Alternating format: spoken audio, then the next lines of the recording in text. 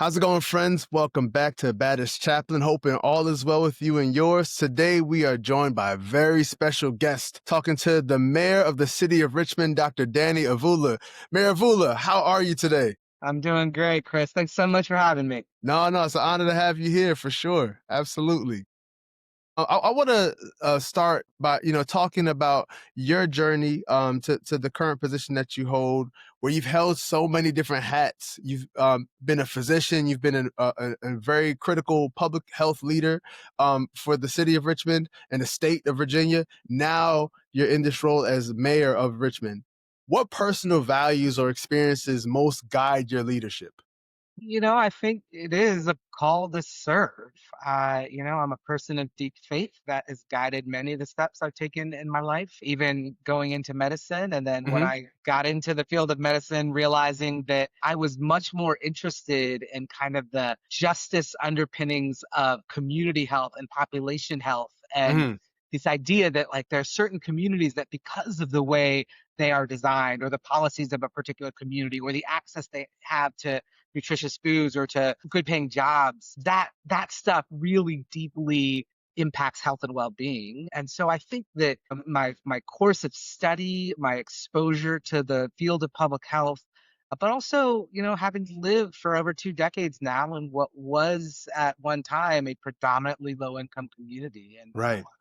I moved into the east end of Richmond about 21 years ago after having done a lot of work during med school in public housing communities in the east end of Richmond, and really just feeling a call to live in a community where people came from different backgrounds, were different than me, but offered a chance to actually like build bridges and Hmm. connections and relationships with people that I wouldn't otherwise come into contact with if I didn't live in the community or if my Come kids on. didn't go to school with kids in the community. And so I think that like life in community with people who have come from all different places and backgrounds, very different from mine, Hmm. has just informed the way that I come to my work, whether it was when I was a practicing clinician, which I still do a little bit of, Hmm. or as the public health director of the city or as commissioner of social services at the state level. Hmm. And certainly now as mayor, I'm like constantly thinking through the lens of my community and the voices that have been in my ears for 2 decades now. Yeah.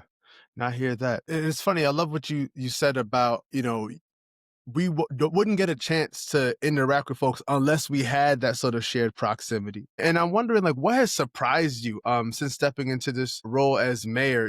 Where you're having to deal with a city that's sizable but has such a diversity with regard to social location, socioeconomics. Like, what has surprised you most? Yeah.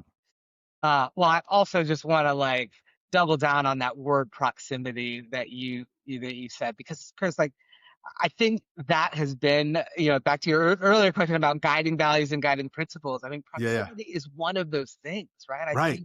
think the reality of our family's life in the community that I live in has given me proximity to poverty, has given me Yeah. proximity to some of the challenges that are like the systemic challenges our school is facing. My wife actually teaches in Richmond Public Schools, and so it's being proximal to these issues of our community Right. that have completely changed my understanding about the work that the government does, about the work that institutions do. Yeah. And so I just think that that proximity is so important for anyone who's looking to engage in the work of justice. No doubt. But to your question about what's been surprising, Richmond is interesting because, it's not a huge city, but there's a lot going on here and people who live in Richmond love Richmond, right? And For I'm one of sure. those people. I moved For here, sure. 25 years ago to go to med school and fell in love with the city. Yeah. And so that part wasn't surprising, but the way that for the Hmm. city and for the things that people love about their city shows up in the public space at a city council meeting. Last night, I was at a community meeting in a part of town talking about zoning and code Right. issues. And like tons of people come out for that stuff because they Hmm. really care about what their community looks like. And sometimes that's challenging and we got to navigate it. But I would say it's also beautiful that people care so much that they're willing to really engage in these different ways.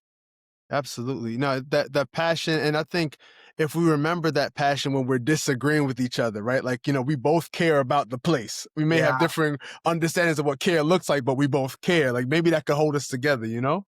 Absolutely. Yeah. And it's an art to figure out how do you kind of rally around that shared purpose and look past whether it's political differences or racial differences, because all Right. of those things come to bear even on what we want for our city. No doubt. But I do think in local community, I mean, you just think about what's happening at the national level right now and the sense of anxiety and fear and frustration that so many people in our country are experiencing. But in local communities, like that's the laboratory to do the work of how do we bridge across that, you know? For sure. For sure. So you mentioned your wife being a school teacher. Education is a passion of mine. I've been in education for most of my career. And so understanding that schools are at the heart of the future of the city, how do you envision improving educational outcomes for students across Richmond? Yeah. It takes investment. I think schools are one of the things that for decades, our city has not had the ability to invest deeply in, Hmm. and they've struggled as a result of it. Whether it's infrastructure, right? We have schools that are 60, 70, over 100 years old For now real. that need investment, but also in the people. And this is true. I think this is becoming increasingly true as the wealth gap widens and as we see more and more the impacts of generational poverty in an urban school system, schools require so much more. I mean, we ask them to do so much more. We ask Right. them to feed our children. We ask them to provide mental health services. We Right. ask them to support the entire family. We ask them to provide transportation when somebody's missing. I mean, there's Hmm. so many things that schools are increasingly asked to do requires resources. And No so question. unless we're really serious about making deep investments in the schools, equipping them to do that work,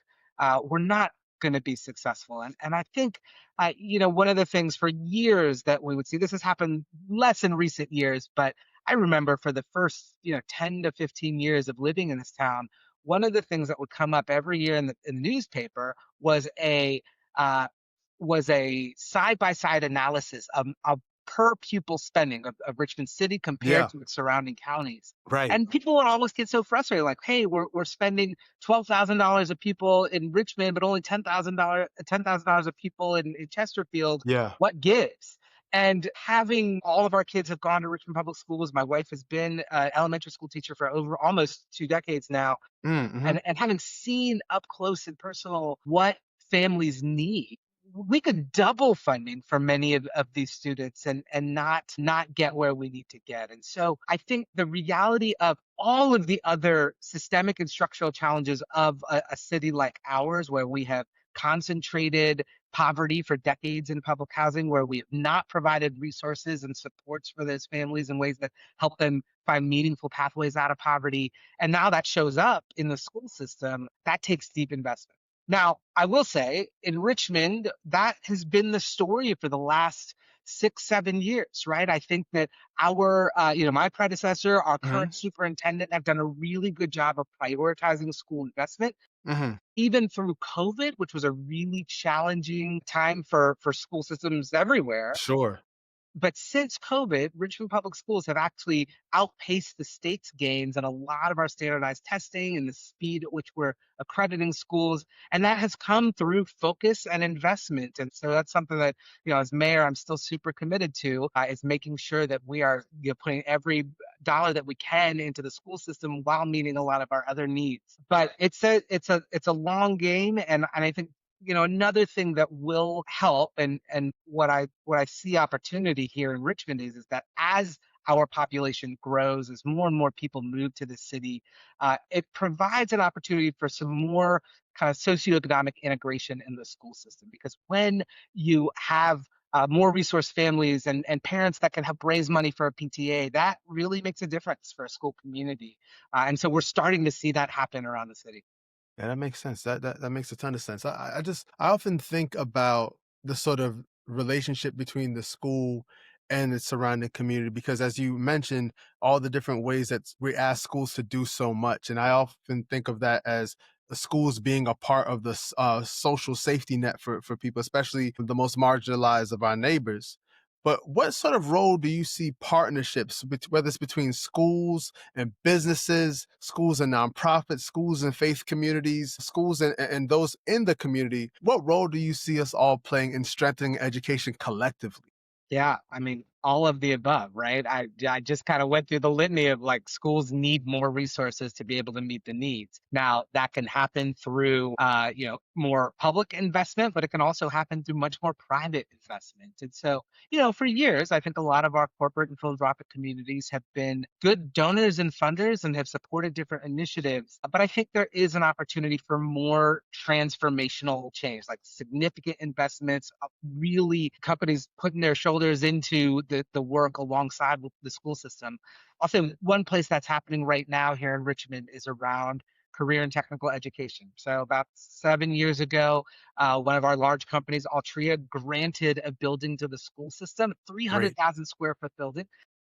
And COVID happened, a lot of stuff, it was hard to move. But in the last year or so, the schools and the business community and the philanthropic community have Hmm. all come together to really craft this vision. How can this space be a center for technical education for so many of our kids who may go to college but may not, but they will come out with a skill that is aligned to the skill needs of our region's workforce. And so there's a lot of really great work being done right now in curriculum development to say, okay, what jobs do we need in our community? How do we design curriculum that are putting kids and eventually adults out to fill those gaps? And how do we actually find the funding to build all of that out? Whether it's the renovation of the building itself or the building out of these programs and all the other things that are needed with career and technical education. So really exciting work. It's big work though. I mean, we're talking about $100 million plus Yeah. investments on Yeah. both the infrastructure side and the curricula side. And so, but that's the place for Hmm. public-private partnership, right? And I think companies say, we see the need, right? Like we're looking for people to join our companies. And so it makes sense for us to invest here. And so having a willing public sector partner in a school system and willing private sector partners is so important. Absolutely. Absolutely. And I love that you're articulating a sense of like destinies being intertwined, right? Like these Yeah. private sectors can't flourish if the local folks who like born and raised here who are matriculating into the school systems aren't prepared to fill the jobs at those corporations. So I love that you are articulating a sense of like, we're all in this together. You know what I mean? Yeah, 100%. Talk to me about young people growing up in Richmond today. Like, what gives you hope about their future here? Like, why shouldn't they sort of say, I can't wait to get out of here as soon as I can? Like, why should they want to stay here? Well, I think Richmond has been, it's really benefited from a lot of national attention, right? And Hmm. and and it's well deserved. I mean, there's so many good things happening in Richmond. We have an incredible food scene, an incredible art scene, Hmm. lots of music and culture, incredible river running right through the city. And so, what is the growth? I mean, in the 25 years that I've been here, the growth of the city and the attention being paid to placemaking and neighborhoods and just really cool arts and cultural opportunities. It's drawing people here. So I think there are now students saying, hey, I don't want to leave Richmond. This is actually where I want to be. And so then the work is, hey, like, how do we make sure that there are enough jobs to keep those folks here and give them opportunities to work and continue to invest their lives and their families in this region. But it also connects deeply to housing. And one of the things that being a popular place to be, I mean, 2024, we were named CNN's best town in the country to visit. I remember that. I saw that.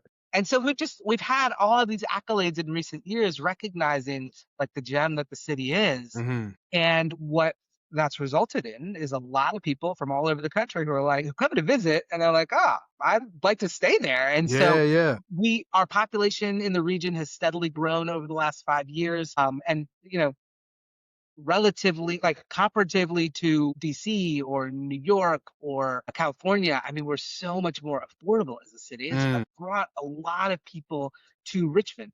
Now, the hard part of that is that many people have lived in Richmond for a long time. They are now seeing the rental market increase, the Ooh. housing costs increase, tax assessments Yeah. go up. And so it's leading to the displacement of many of our most vulnerable low income neighbors. And that has certainly been my experience living in the east end of Richmond for the last 21 years. What I've seen over the last decade has been folks coming in raising prices and pushing my low That's income right. neighbors, mostly low income neighbors of color, That's right.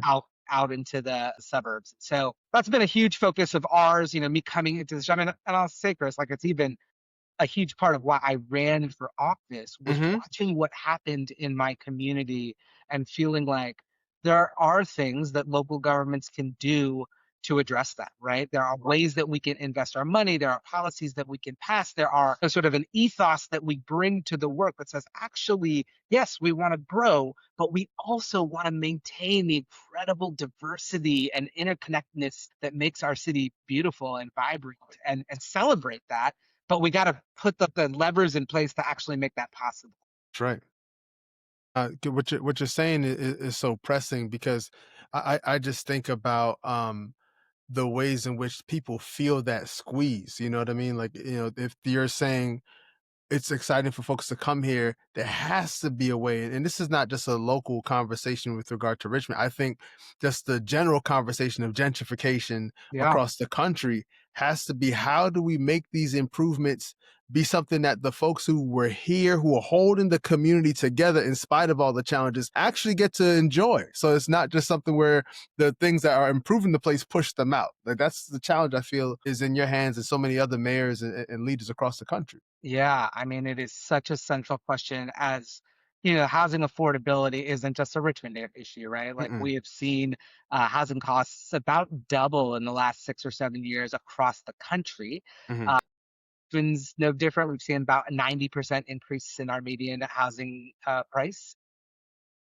you know, Unless we figure out how do we produce more housing to meet the demand and Mhm. how do we invest more funding and create the right policy context to be able to protect the displacement of long-term residents, Mhm. we are going to lose that magic. We are going to lose that opportunity for really well integrated, racially and socioeconomically integrated communities. Totally, totally. Now, something that always comes to mind for me as the city expands, I'll go down Boulevard and see the apartments being built on that in Scott's Addition. I think about it in terms of public transportation, and I think about it as like, man, we got to make sure that the sewer system can hold this up because this is a lot of folks over here. So I need to know, when it comes to public transportation, we know that it's a lifeline for people who are trying to get to their jobs, trying to get to school, trying to get to other opportunities. What's your vision for public transit in Richmond? Because all those folks in those apartments, all those folks in developing areas across the city can't be super car dependent. It's not going to Yeah. work. How are we going to do it? Yeah, I mean, it's got to be to expand the public transportation grid. You're right. We are growing. We've got to figure out. We're a small city geographically. I mean, Yeah. 62 square miles, and so for the amount of people that want to come here and live here, like it will get really uncomfortable if they're all bringing cars. And so Yeah. we got to make sure that one of the things I'm really proud of our city is that post COVID, we have maintained fare free transit on That's right. our bus system on GRTC. And so Yeah, we're yeah. really committed to that as a city. We want to make sure that our bus system is as accessible as possible.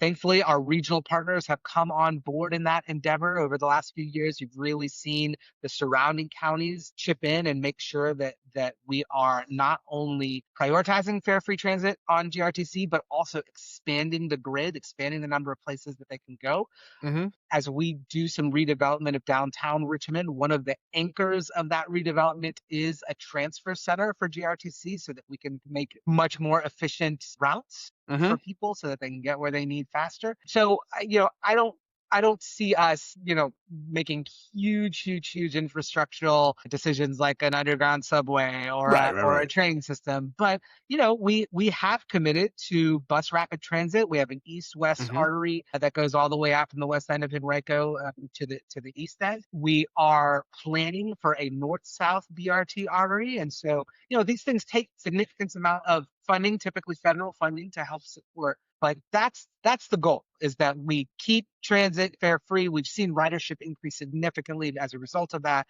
and that we are connecting as much of the region by bus as possible. And that's, I mean, it's an equity play. We know that lower income folks need to have those opportunities to get to jobs, but it's also like creation care, right? How if Yeah. we're gonna care for the city and build in a sustainable way, grow in a sustainable way, we've got to keep cars off the road, and we've got to do way more bus, bike, and walk transit. Now I love that you bring in biking and walking because the needs that we all have, whether you're a pedestrian, a cyclist, a driver, a bus rider, sometimes are at odds with one another. So how do you balance those very specific needs with the overall vision of building a more connected city? Yeah, I think in leading a city, and kind of back to your question about what's surprising about this role, Right. and the passion that people bring and just how much they love their Richmond. Hmm. And there's growth and evolution that has to happen over time, and you're seeing many cities, and ours included, get younger, and Yeah. as more and more young people want to be here. I mean, we've really had sort of that millennial generation come in and say, hey, we want more walkable, bikeable communities. And we, last year, our city council removed parking requirements from new developments, right? You used to have to, depending on the size of the building you'd build, you'd have to build a certain number of parking spaces along Yeah. the path. Yeah. And so that's one example of how we know that we are moving forward with a different mental model of what the city's going to look like and what we're going to prioritize. But you're right. I mean, those things sometimes are at odds with each other. We see it every day when we're talking about expanding bike lanes, or when there is, the thankfully rare but horrific pedestrian collision with a vehicle. So how do you square those things? I mean, I think it is being consistent about the vision that we're casting about how we're going to grow, knowing that there's going to be resistance, and you gotta listen to it, and maybe adapt what you're doing. So for example, with the Fall Line Trail, which is a great Hmm. land bike route going all the way from the city of Ashland down to Petersburg. I Hmm. think I can't remember exactly. I think it's about 50 miles altogether. Hmm. It comes right through the heart of Richmond. And so we're thinking about, how do we get as many people using that trail, running, Yeah. biking, walking? Where do we physically put that so Hmm. that we're separating it from car traffic? And so there's just a lot of thoughtfulness and planning that goes into that to be able to kind of hold both of those things in tension. Yeah, for sure. For sure. So we're talking about the city growing, the city being in an exciting space when it comes to growth. What strategies are you all pursuing to attract and retain jobs in Richmond, especially thinking about industries that will be important for the future economy? Yeah, I think so often we think about or fail to think about the jobs of the future, like the jobs that our children will have that haven't even been created yet. sure. I mean, thankfully, there's a whole discipline that does this. I mean, the Yeah. world of economic development, we've Yeah. got Richmond's Economic Development Authority, we have a regional Greater Richmond Partnership, and then Mm, statewide Virginia Economic Development Partners. And so, those three entities really work in concert to look globally at mm, what industries are emerging. hmm. And so, for example, here in Richmond, we have some real natural opportunities to grow our health sciences, life sciences work, right? Great. And this is over the last couple of decades, there's been some real focused attention on building the life sciences campus near VCU Health System, right here downtown, Hmm.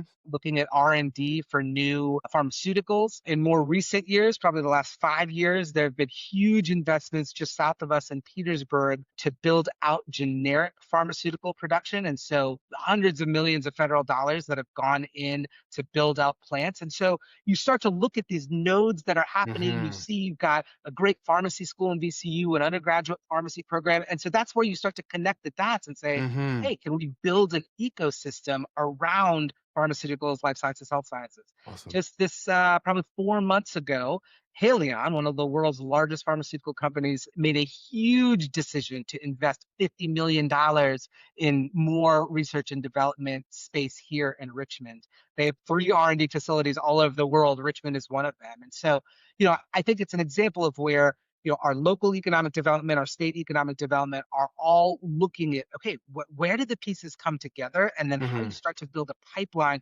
starting in high school through higher ed and out to industry? And we've got to do that in other ways too, right? I mean, Hmm. AI is taking over everything. Tech Man. will tech will be it is the present and future of Right. what so many jobs are. We have a burgeoning tech community here. I think a lot of cities do. And I mean, just because the world is going that way. And then I would also say that, like, there are still jobs that people are always going to need. You're always going to need electricians and plumbers and Yeah. And so this is where some of the more career technical education comes in to make sure that there are pathways for some of our more vulnerable residents, and that they can get out of high school and get into living wage jobs as quickly as possible. Yeah, yeah. And I love that you looked that up because I'm thinking about, particularly in this landscape where it feels so difficult to compete as a small business, as an entrepreneur, or as a black and brown owned enterprise. How is the city currently or hoping to support small businesses and entrepreneurs and black and brown owned businesses? Yeah, we one of the ways that we've constructed our agenda here is we have 7 different pillars. And so one of my pillars is to support small and minority-owned businesses and to create, living wage opportunities through a thriving economy that leaves nobody behind. And so, we have a couple of different entities. There's a business development office here within City Hall. We also have a great metropolitan business lead that is kind of the nonprofit entity that serves the entire region and really Hmm. creates education, connection, navigation of the procurement process, just help with basic business growth and support. And so, it's money that we commit to as a city to fund not only our office, but also to fund educational programs and other opportunities through MBL. And so that's one way that we're Hmm. directing funding through grant opportunities, through educational opportunities to help support small and minority owned businesses. We are a growing city, and that means there's a lot of construction happening as well. Right, right, And this is an area where, when we look to build a new housing development or a new hotel, or right now, a new baseball stadium, right. part of those deals require a certain goal, a target goal of small and minority owned businesses to be a part of that equation. And so our city council, thankfully, has been very focused on making sure that we are setting aggressive goals. Now, sometimes, the environment is tough, right? And there's a lot of work happening. And so we've got to figure out, what's the right target and how do we make sure that, let's say we set it at 40% minority vendors on Mm, a construction project. How do we make sure that there's actually enough capacity in our community to even meet that goal? Or are we basically asking somebody to go and pull other companies from North Carolina or from Maryland? right, Is right. not as ideal, right? I mean, you'd Here, want a lot of the business to actually support our local economy. And of so course. there's always a little bit of, yeah, just flexing and context that's important as we put these targets on each of our new development projects. Yeah, that makes sense. That makes a ton of sense. And I think that even ties back into the what you were saying earlier about education, right? Like if we're preparing folks to be able to step into those roles in the future, then that's a part of the equation as well. Yeah, absolutely. I hear that. Hear that. One thing I'm really happy about is as I'm talking to you, I have this mug of water right here. And it's very nice to be able to talk to you, Mayor Avula, and drink some water here. I felt so bad. I said, I'm watching the news conference in January. I said, this brother doesn't know the code for the copy machine yet. And here he is trying to solve a whole water crisis. Talk to us about the challenges that we're facing in terms Whew. of maintaining and managing clean, affordable, and sustainable water. Yeah, I mean, just to give the audience a little more context, on day 6 of my administration, January 6th, I woke up to some concerns about the water treatment plant. We were in the middle of a snowstorm, knocked the power out. Later that day, there was flooding in the water treatment plant, and ultimately that resulted in the whole region, which our treatment plant supports, being without water for about 2.5 days, and then on a boiled water advisory for a couple more days after that. And so I mean, it's rare that at least for us, the last time we've had any kind of water outage was over 20 years ago. And so for Hmm. many of the people living in Richmond, they were like, how is this happening? And so it was a total crisis to walk into. Thankfully, after navigating out of it, after getting the pumps and filters online in those early days, we were able to kind of turn to how did this happen and what changes and investments do we need to make. And so, we completely rebuilt the team that oversees our water utility, brought in 5 professional engineers with over 140 years of experience to be the new leadership of our public utilities. We have, revamped what our capital improvement budget. So the money that we're investing in a water treatment plant that's over 100 years old, right? And I think, yeah, it's one of the big lessons learned is that some of these things, these critical pieces of infrastructure, are easy to kind of punt down the road, right? Like, hey, the water's fine, nothing we need to do. Let's put the money elsewhere and things that people can touch and see. But that results in lots of places of critical infrastructure just not receiving the ongoing care and maintenance and investment that they require. And so one of the things that we have done in response to that is to really look at all of the areas of critical infrastructure, our bridges, our roads, our gas system, and making sure that we are aware of any assessments that have been done and really looking at, okay, how do we use our capital improvement dollars to fill those gaps, because we don't want another crisis to happen. Of course. Of course. Yes, it's just thinking about the innovations, partnerships that most excite you when you think about the future of safe and resilient water systems for the city.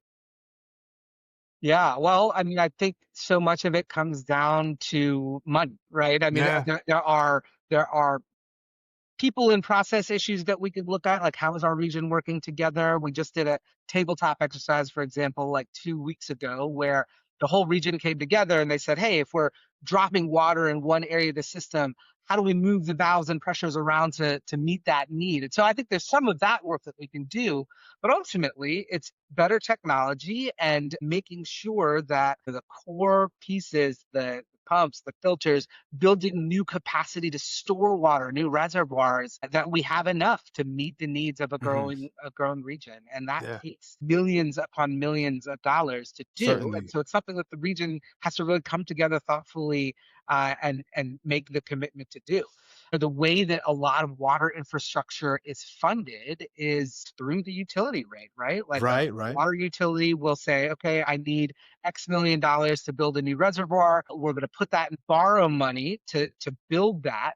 And then over time, that gets worked into the year over year increases that people experience in their water bills. Mhm. Now, that's hard because, especially at an economic time like this, people are struggling, and so you really want to limit the impact on the user. And so it means you got to go and see, can you get grant money from the federal government? We've been in contact with our senators and congressional representatives to try to earmark some funding for that.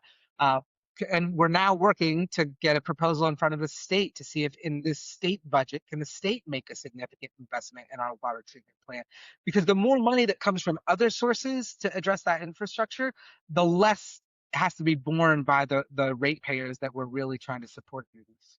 Totally, totally, totally. Now, and I'm curious though, like how much as you're talking about preparing for the regions continue to expand, how much is climate change and all the conversations around climate change factoring in to the preparations you all are making? Yeah, I mean, a lot, right? And I think both as we think about the river health, but also the impacts of climate change on flooding. We've got to be Mm, really thoughtful about the flood wall here in Richmond and how we're right. investing in that infrastructure. As we have more and more people that are using more and more water, what happens with runoff that goes into our sewer systems and eventually, after treatment, goes back out in the Mhm. river? We need to invest in that aging infrastructure to make sure that we're not dumping pollutants into the river. We've got all kinds of issues around heat islands. You think about many of our public housing communities Mm, that are, very few trees right, covered in concrete, right. relative temperatures that can be 10 to 20 degrees hotter than other parts of our city.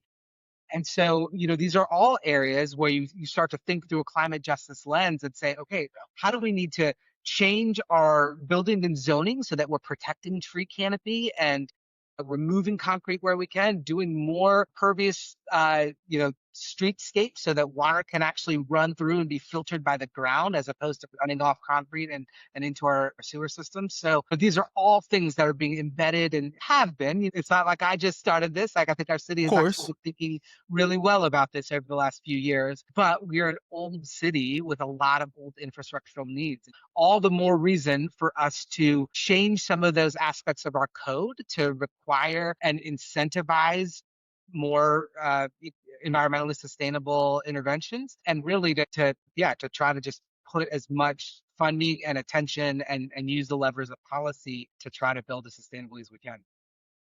I love that you're talking about it within the context of it being an old city, but also a city that is in an exciting time and has so much potential for the future.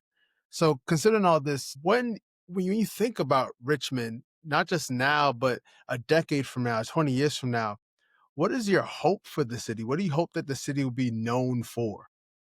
It's an interesting time because uh, I think in large part because of what's happening with the federal government, but I Right. think people's just how people feel about government in general, there's a lot of distrust. Yeah.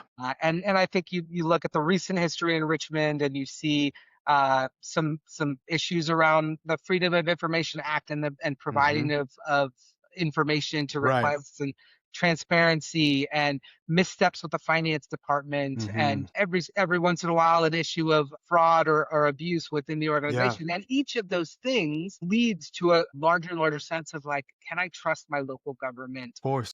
to steward my money well and to do what I need. And so, I would say one of the things that I think about, and I hope that far beyond me, that this city government is known for is good governance. So that we have a local government that does the basic functions well, that actually delivers on the services that people need from them, and that actually listens to people and thinks about what is their experience, right? When you come to City Hall to pay a bill, are you greeted in a way that's really positive and that we're really helping you? Do you even need to come to City Hall? And so, can we make investments in technology that allow you to make those transactions without having to come down here? Right, right. So I think those aspects of how do you operate and deliver government services with the end user in mind, like that's a Yeah. huge part of what I think about. Another big bucket for me is just getting stuff done, man. Like Mhm. especially big projects like Mhm. development projects. Having lived in the city for 25 years, I think one of the knocks on Richmond has been just an inability to like put the right parts together and to Mhm. just have people aligned and rowing in the same direction. And so Yeah. we've had a lot of very significant missteps. A few years ago, the former mayor trying to get the Navy Hill project across the finish line. Go back a few years before that, you had this Bon Secours Redskins Yes. training center back when the Washington Yes. Redskins were doing their training camp here. Go back a few years before that, you had the Sixth Street Marketplace. And so there just are Mhm. example after example after example Yeah. of failed investments or things that just never even got off the ground. And Right. so, as I think 10 to 20 years down the road, like I want us to be known as a city that can actually get stuff done. That's it. And then I would say the last thing, and probably the most important to me, is that a city that, with all the attention that Richmond has received, all the growth that we're experiencing, that we are able to harness that growth and ensure that the most vulnerable are among Yeah. us are benefiting from that growth. Totally. Again, back to my original story of having watched Richmond grow and my neighbors get pushed out and lose the opportunity to benefit from that. Like, Right. that's not who we want to be as a city. And so I think I want 20 years from now to see Richmond as this thriving place where people from all backgrounds across the racial and socioeconomic spectrum can actually call Richmond home and feel like they see a part of themselves in this city. That's it. That's it. No, I love that you lift that up, and even with what you were saying about wanting it to be a city where things get done, my impression of Richmond has been that it's a small city with an outsized number of do-gooders. Like there's so many folks who are so passionate and care about making the world a better place, but aren't always in, to your point, in conversation with each other. Yeah. And how much more efficient we could be, how much more impactful it could be if we were all on one accord working together. So instead of, let's say, there's 5 nonprofits competing for a grant, they're all applying together for that grant and maximizing that grant. I think that's the sort of energy I hear resonating with what you're talking about. Yeah, no doubt. I mean, there's no shortage of places where like better alignment, more connection, being on the same page can only help us. But I will also say that finding the spaces where people can actually come together, learn from one another, hear each other's stories, and even like find a part of me in somebody else. One of the things that we've coined recently is that we want to be a city that serves. And so Yeah. from the beginning of our administration, we've had a number of days of service for the whole city where we recruit residents to come out and to work on projects together, Mhm. knowing that serving together, whether it's cleaning up trash or rooting out invasive species from Mayo Island or Right. building a house together, which we'll be doing with Habitat in a couple of weeks here. Mhm. But that those experiences with residents from all over the city with different stories and different backgrounds, those are the places that we need to come together and For actually sure. find like our shared love of Richmond, but also of humanity. And so that's my hope for the kind of place that we can be. Yeah, absolutely, absolutely. And, and we're talking about this in the context of a city that has such a deep and profound history, both tremendously proud history, but also a history riddled with painful moments. So, Absolutely. how do you imagine your role in working to shape a future that both honors history while moving toward greater equity and opportunity? Yeah. I mean, I think that story of this city, the birthplace of the domestic slave trade, the capital of the Confederacy, everywhere that we have been historically as a Hmm. city, and what we have worked through, and they're still working through, right? I mean, I think all of that. That's the story of the city is a huge part of what compelled me to stay here. Hmm. When I moved to Richmond to go to medical school 25 years ago, I was absolutely captivated by that story. And Yeah. and with my heart for justice and for racial Hmm. healing, one of the things that I saw happening here, I grew up mostly in California and then the DC area, Huh? but one of the things that you could feel so palpably here is that the history was so front and center for everybody. Yeah. For anyone who's lived here for longer than a few years, you drive down Monument Avenue and see a 120-foot statue of Robert E. Right. Lee, right? There's no way to escape the story of this city. And so, and as a result, that meant that people talked about history and race in much realer and rawer ways. Yeah. And I think that has actually done us a lot of good. I mean, it's been hard, and Hmm. again, we're still working through it. There's not a day where the racial history of this city doesn't play into the dynamics Absolutely. of a development or gentrification or regional partnership or what have you. But it is, you see the threads of redemption of just really, I mean, for again, as a person of faith, God's redeeming work of Hmm. all of that terrible history to now getting to a place where we are lifting up incredible stories of Black empowerment, of resilience. And so, back to my framework, the seven pillars, our seventh pillar is actually a city that tells its stories. And Love it. the hope is that Richmond will be a national model for telling the truth about our history, about that slavery history, about our racism, about our city's founding, and then using arts and culture as vehicles for telling those stories and Yeah. really strengthening connections across.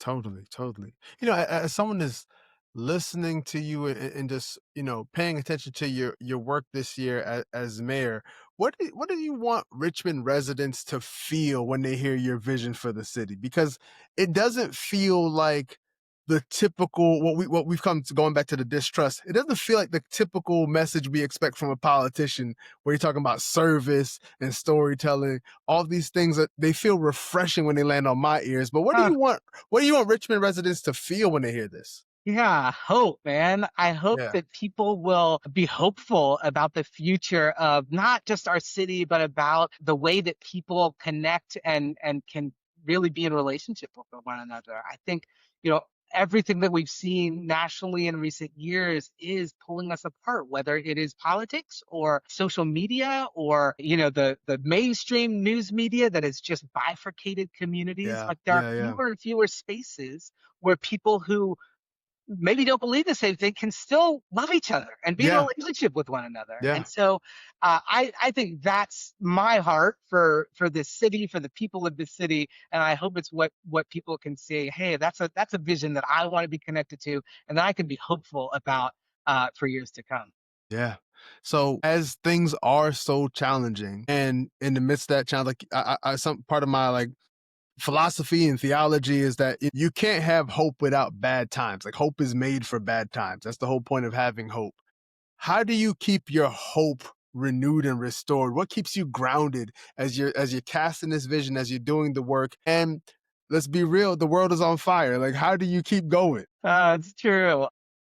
Again, I'm a person of deep faith. I really do believe that God is consistently moving us towards a better end, deemed creation. Second, my family. I mean, I realize we've got 5 kids and Beautiful. my wife and I have been married for 23 years and, it's just nope, 24 years, shoot. Yeah, And it's gotta get it right. outside. Gotta get it right. But yeah, I mean, it's just that my family is a huge Yeah, source yeah. of joy and strength. And then Awesome. I will say that part of this job of being the mayor of a city where people want to be so connected to you and Mhm. reach out and be able to touch you and call you and tell you about what their issues are. I mean, I spend most of every week out and about connecting with residents, and that does keep me fired up, right? Like I Mhm. just seeing that real people care so much about this place and serve each other in really profound ways. I mean, that is super inspiring. Absolutely. Absolutely. So for someone who's watching this and inspired by what you said or living in Richmond, inspired by the work that's happening, how can people get more involved in shaping Richmond's future alongside your administration?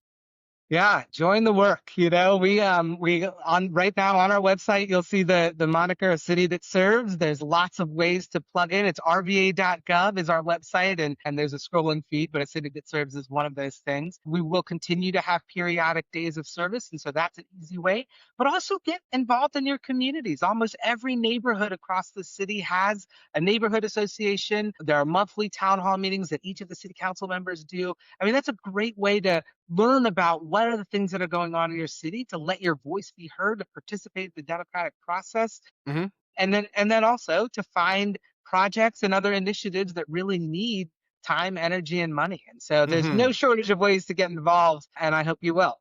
Yeah, there it is. There it is. Well, Mayor Vula, this has been an honor and a joy talking with you. And for friends who are watching and listening, please be sure to visit us at baddestchaplain.com and subscribe to our podcast. You can listen to us on Apple Podcasts, Spotify, YouTube, any and everywhere where you get podcasts. But sincerely, Mayor Vula, thank you so much.